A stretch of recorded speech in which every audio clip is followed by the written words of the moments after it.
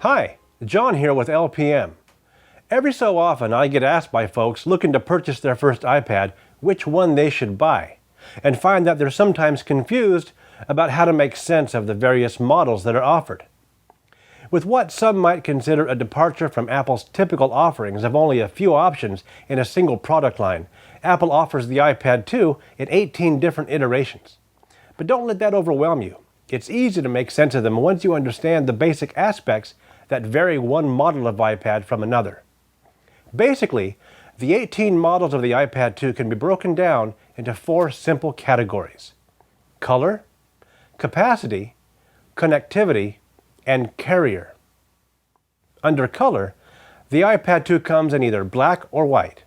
Which one do you prefer? Once you decide, that cuts our 18 models down to 9 and makes them easier to wrap your mind around. As far as capacity, the iPad 2 currently comes in either 16, 32, or 64 gigabyte capacities, all available at varying price points accordingly. This refers to the amount of storage space available on the device, which will determine how much data can be stored on it at any given time.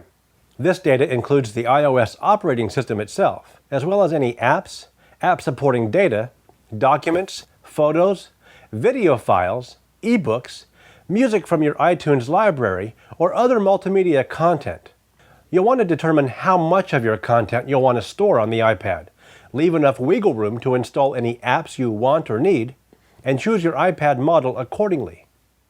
For connectivity, you can purchase a Wi-Fi model iPad 2, or the more costly but perhaps more capable Wi-Fi plus 3G model. The model that best suits you might be determined by considering your anticipated iPad computing environment. And here's where it might get easy for folks to get confused. While the iPad does not require connection to a network or the internet in order to function, a great deal of its functionality, as well as that of a great many apps, do require such access in order to synchronize data, send or receive information, or to access content.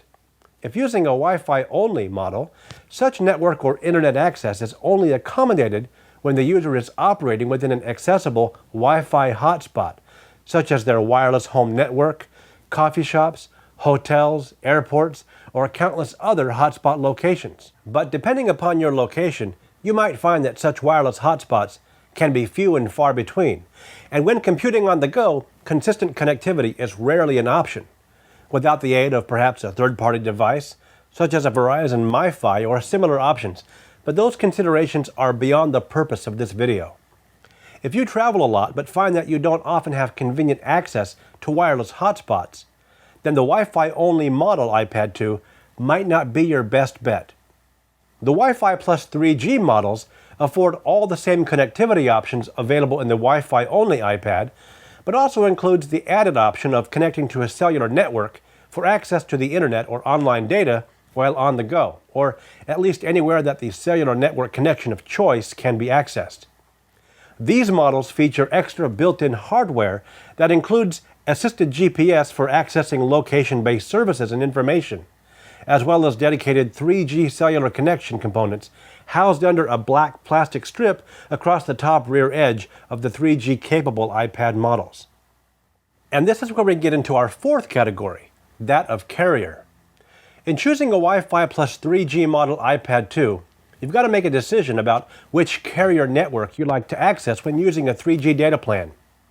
In the US, current options for 3G iPad connectivity include AT&T and Verizon. Each carrier provides their own iPad data plan options with varying pricing structures. I won't go into the merits of one carrier or plan over another here, but there are a few important things you should know. Setting up a 3G plan on your iPad does not require a 2-year cellular contract commitment, such as is a standard for many smartphone plans. iPad 3G plans are month-to-month and can be set up right from your iPad. You pay for your monthly usage as needed, and it can remain automatically recurring for continuous coverage each month. Or you can cancel the plan when it is no longer needed. To find out more about these iPad data plan options, go to apple.com/iPad/3G. There you can learn the basics of setting up a data plan and even monitoring your data usage through the iPad settings, which is especially important for data-hungry users who incorrectly estimate their data needs.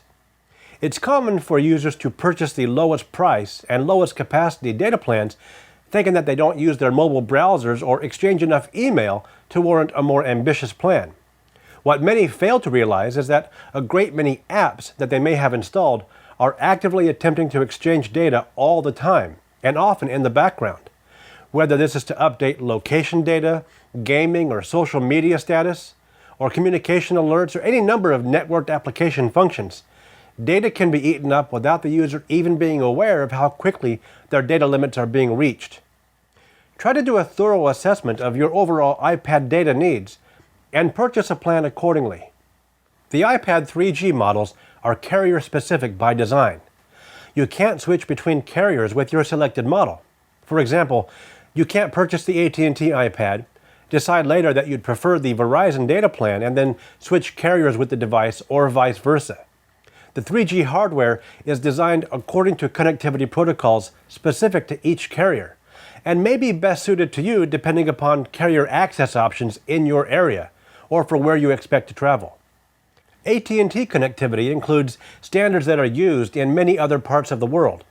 And since the AT&T model iPad 2 features a user-accessible micro SIM card slot, international travelers can find this a benefit in purchasing competitively priced localized SIM cards to access cellular networks while traveling internationally.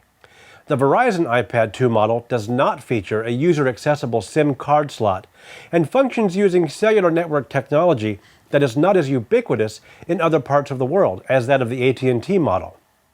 If you're a frequent international traveler planning for iPad computing on the go, the Verizon iPad may not be your best choice. Now, if you're predominantly stateside, you're no doubt aware of how both AT&T and Verizon are often praised and/or vilified for their performance in areas of speed, reliability, coverage, service, and pricing. If you're in the market for a Wi-Fi plus 3G iPad 2, you may need to do a little bit of homework to determine which carrier model will best suit your 3G needs.